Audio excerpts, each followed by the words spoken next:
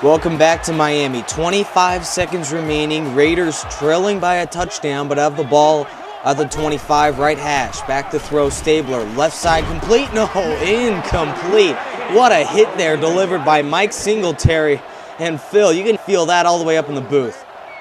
Yeah, right there. You can see he's not getting up right away, and you got to hope he's all right. But from a fan's perspective, that was one heck of a hit by Singletary to deliver there.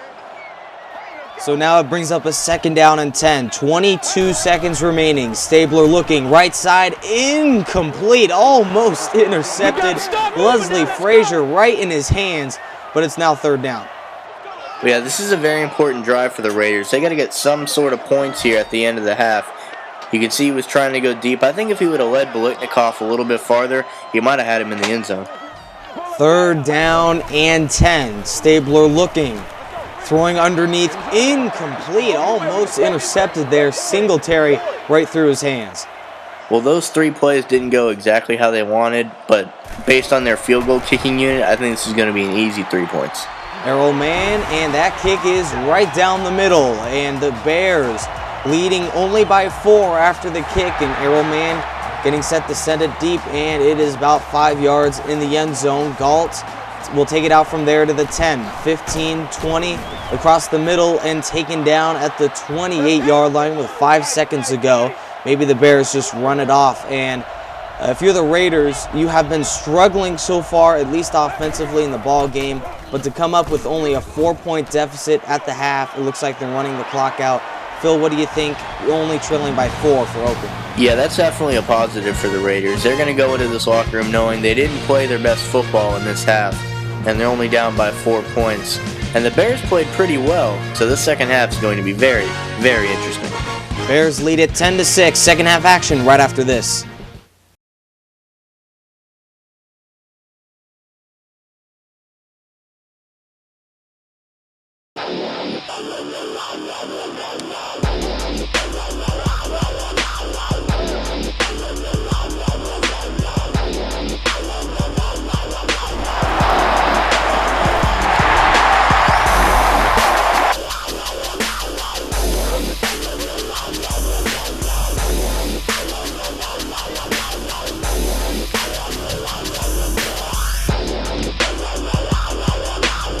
Bears lead it 10-6 in the Dream Bowl. Winner is granted the league's best team. And Chicago leading, but only by 4 points. Phil, as you look at the first half stats, what do you think of the Chicago-Oakland Fest right here? Well, really, most of these yards and the conversions and everything seems pretty even. I think one of the things helping keeping Oakland in this game is the turnover margin. The Bears only have 1, but the Raiders have done quite a good job at holding on to the football. Second half kickoff here, and Phil Nunziata, Nick Rice, and we have Ryan Mock here for a second half breakdown here as the Dream Bowl is getting underway. And Ryan, what do you think of this quarterback comparison here? Well, thanks, Nick. Here in the quarterback comparison, we see Jim McMahon has a little bit better quarterback rating than Ken Stabler does. But other than that, it seems like it's pretty much even. The thing that jumps out to me, though, is the 133 that McMahon has. It seems like Walter Payton, when he broke that screen pass, has got most of the yards. But other than that, just being game managers, basically. But basically about the same here right now. Thanks, guys. All right, thanks, Ryan. Stabler on a 1st down and 10, and that pass is incomplete. Chicago laying the wood yet again. Another big hit, and that's another incomplete pass. Well, they've definitely been abusing Fred Biletnikoff. He's one of the smaller wide receivers, and you can just tell that when he goes up for a pass there, they just lay the wood on him because with his size, it's sometimes easy to jam him at the line of scrimmage. So now a 2nd down and 10 after the incomplete pass, and Stabler, as Ryan said, not performing great offensively, but he's gotten it done, and he hasn't turned the ball over, which has been very important in this ball game. This is a very ball control kind of situation here as the defenses are dominating right now. 3rd down and 9. Stabler looking. Corners on the blitz. Bring underneath. Complete to Biletnikoff. And we'll have to bring out the chains because we don't know who, if he happened to get that first there. But on 3rd down and 9, nice to get the ball away after the blitz. Yeah, just to add on to what Ryan had said, I think really one of the main differences here for Jim McMahon is his supporting cast seems to be helping him out just a little bit more. As you see, Fred Biletnikoff trying to get things going for Oakland. But I think the supporting cast around Kent Stabler needs to step up if they're going to come back and win this game.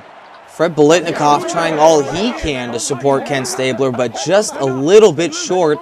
And now on 4th down and inches, the Raiders are probably going to punt this ball away, giving it right back to Chicago. And the Bears offensively haven't gotten things going after the 10-0 start. It's been a real issue for Chicago, starting very fast and then slowing down. Ray Guy punting that ball to the sideline. He'll be tracked at the 32, and that's where Chicago will take over. The ball on the 32 left hash. 1st down and 10. And Chicago, after those 2 scores right off the bat, have really been awfully sluggish here. McMahon underneath, completes to Reitman, gain of 7 yards, and that's almost a 1st down right off the bat, Phil.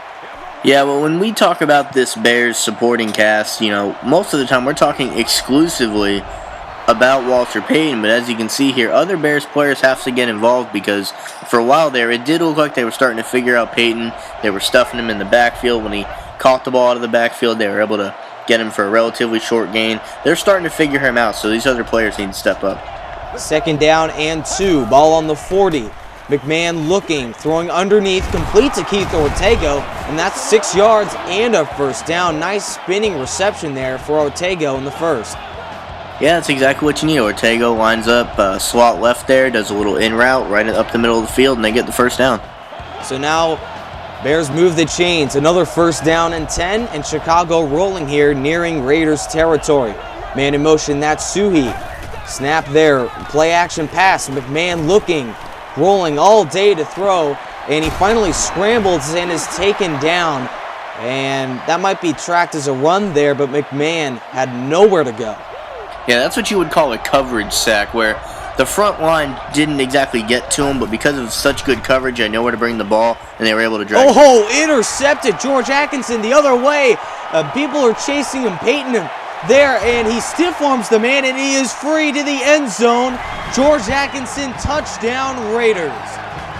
Well, the Raiders turned this ball game around with a pick in the 1st half, and here comes the 2nd pick, and you know this man's got some speed when Walter Payton can't even track him down. It looks like he's going to get him here, but he just shoves him to the ground, and he's got nothing but green grass in front of him. Big turnaround for the Raiders right there. George Atkinson, perhaps the player of the game so far today. The play so far in the 2nd half, George Atkinson with the pick 6, and boy, what a game for Oakland. This game has swung from a 10-0 start to the Raiders taking the lead by a field goal. 2nd turnover from Jim McMahon. Raiders now lead it by a field goal. We have 3rd quarter action coming up right after this. Big turnover for McMahon. The back, ladies and gentlemen, as you just witnessed, George Atkinson with the pick 6, turning this game around. And now Chicago, after the 10-0 lead, here in Miami, Florida, they have some work to do. They've been unable to score offensively or even get past the Raiders side of the field. As you look at the Bears' offensive possessions, what leaps out at you, Phil, as we look at this Bears team so far? Well, as you can see, they started good with that touchdown, but they've had 2 turnovers since then. They've had to punt the ball, and another one was stopped by halftime. So the Bears, they started strong, but they've just fizzled out since then. Suhi, the man in motion, and this Bears offense has got to get in the rhythm. 1st down pass, incomplete, almost intercepted again. Jim McMahon has got to calm down. These balls are just getting way off target recently. Yeah, that safety made a break on the ball, and he seemed to trip over himself a little bit. If not, that could have been a 3rd pick right there. 2nd down and 10, ball on the 25. McMahon, hand off to Payton, up the middle, and a gain of 5 yards. There was a good hole that time, gain of 5 and near a 1st down. Well, I think the Bears are definitely a little struck right here, but they're going to go back to Walter Payton. They're going to go with what brought him to this dance, and I think until they figure out what else they want to do, they're just going to keep handing it to sweetness. 3rd down and 6, and a probable passing situation for the Bears right here. Back to throws McMahon, looking underneath, completes to Willie Gault, and the speedster has got 7 yards, his 1st catch, and a 1st down. Yeah, you don't always need to go deep on plays like this. Sometimes these crossing routes or these drag routes just make for easy completions and easy 1st downs, and you just saw one there. Tim Reitman loving it. His Bears getting into a rhythm. 1 1st down, but as we saw last possession, one first down means nothing. They've got to get in a rhythm. Fumble on the play. McMahon, another turnover, and they're going to scramble to see who came away with this one. Well, I don't want to have to be the ref that decides where this ball goes. And it goes the Raiders' way. A third straight turnover, and the Bears struggling offensively. They're going to decline this penalty. Walter Payton on the hold. And this Raiders defense, opportunistic, to say the least. Another Bears turnover. But you can see the reason that Walter Payton was called for holding is they just brought this all-out blitz, and he held his guy, but another defender just got around the edge, hit Jim McMahon, fumbled the ball, and now the Raiders are looking at great field position after the second straight turnover. Villapiano was there for the forced fumble, Matisak there for the recovery. And Biletnikoff getting deep into the Bears' red zone, another big play for the Raiders, and now it's 1st and 10. Well, everyone expected Dave Casper to play great in this game. He only has one catch for 14 yards. But as you can see here, Fred Biletnikoff has been the go-to man on the last couple drives. 1st down and 10. Ball on the 15. Oh, geez, Phil, it paused again. Did it? And that's Stabler off the left side. And Stabler back to throw. Looking. Throwing to Van Egan, who's open to the 5, into the end zone, touchdown Raiders, and this comeback is turning into a Raiders fan fest. Well, Al Davis is looking down, smiling at what his silver and black troops are doing now, because they've completely turned this game around from being down 4 to up 10. 14-point swing for the Raiders right here. And it's been a 20-point game, 20-point swing there, Phil, as the Raiders were down 10-0 in the first and have come all the way back. Raiders up by 10 points, and the Bears, if they didn't have any work to do now, they surely have a dream bowl that they have to compete for. Raiders 20, Bears 10. 2-minute warning in the third.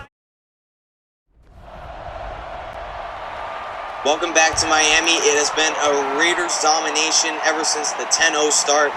Willie Gault to take it 2 yards deep, out to the 10, 15, 20, and out near the 30, juking a man and getting out to the 28. Phil, what do you think the Bears have to do to try and at least slow down this game? Well, the first thing they need to do is regain their composure. They seem hurried, they seem flustered, which, that comes with the territory when you blow a 10-point lead.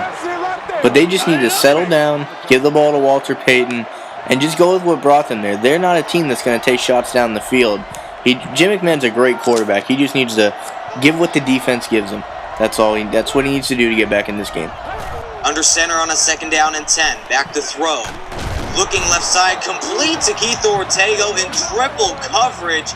And that is a big 15-yard pickup. Well, that did not look like a smart throw to me, but I guess that's why I'm not an NFL quarterback. He drops it in. There are 4 Raiders jerseys to 1 Bears jersey, and he's able to drop it in the hole and complete the pass. Great play by Jim McMahon. Jim McMahon has looked flustered and has thrown off-target balls all day long, but when they talk about playing in clutch situations, that was a perfectly thrown ball. 1st down and 10, McMahon incomplete, and he looked flustered that time, just throwing the ball away.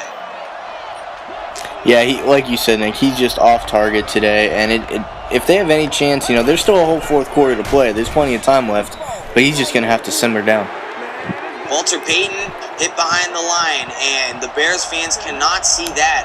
Jim McMahon has been flustered. Walter Payton's been the only consistent man, and being stuck from the backfield yet again, that's not a good sign.